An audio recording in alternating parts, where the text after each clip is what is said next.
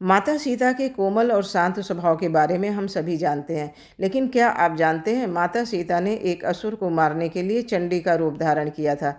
आइए जानते हैं कौन था वह राक्षस जिसका वध भगवान श्री राम ने नहीं बल्कि माता सीता ने किया। रावण की मृत्यु के बाद प्रभु श्री राम ने रावण के छोटे भाई विभीषण को लंका का सारा राजपाट सौंप दिया और अयोध्या वापस आ गए और स्वयं अयोध्या का राजपाट चलाने लगे। एक दिन जब प्रभु श्री राम अपनी राजसभा में बैठे थे, उसी समय अचानक लंका के राजा विभीषण भी राजसभा में पहुंच गए। सभा में पहुंचते ही विभीषण प्रभु श्री राम से गुहार लगाकर कहने लगे, हे प्रभु, मेरी रक्षा कीजिए। लंका में कुंभकर्ण का पुत्र मूलकासुर आफत मचाकर रखा हुआ है। विभीषण ने प्रभु श्री राम को बताया कि कुंभकर्ण का यह मूलकासुर नामक पुत्र असल में मूल नक्षत्र में पैदा हुआ था, जिसकी वजह से कुंभकर्ण ने इसे जंगल में फेंकवा दिया था। जंगल में फेंके जाने पर इसका पालन पोषण मधुमक्खियों ने किया।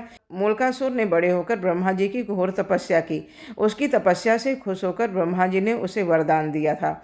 उसी वरदान की वजह से वह बहुत शक्तिशाली हो गया है और लंका में उत्पात मचा रहा है।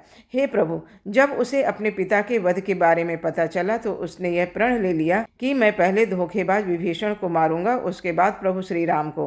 विभीषण की यह बात सुनकर प्रभु श्री राम ने हनुमान और लक्ष्मण को सेना लेकर लंका भेज दिया। इधर जैसे ही मूलकासुर को प्रभु श्री राम की सेना के आने की बात पता चली तो वह भी अपनी सेना के साथ लंका के बाहर आ गया।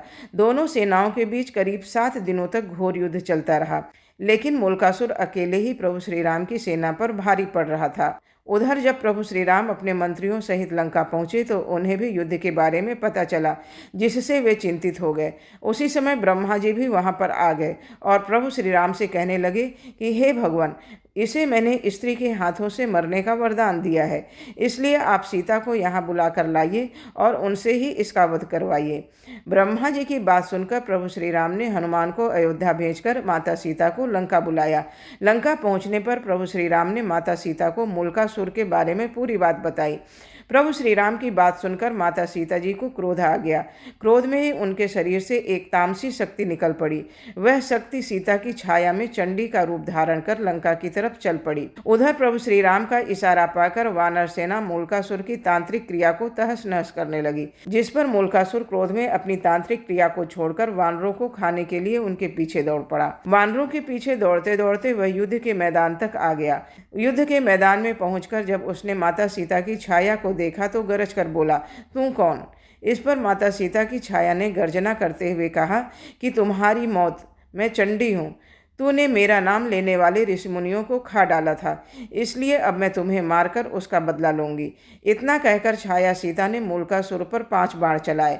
दोनों में घोर युद्ध हुआ। अंत में छाया सीता ने चंडिकास्त्र का प्रयोग करते हुए मूलकासुर का वध कर दिया। मूलकासुर का वध करने के बाद छाया सीता वापस लौटकर माता सीता के शरीर में प्रवेश कर गईं। वीडियो देखने के लिए धन्यवाद।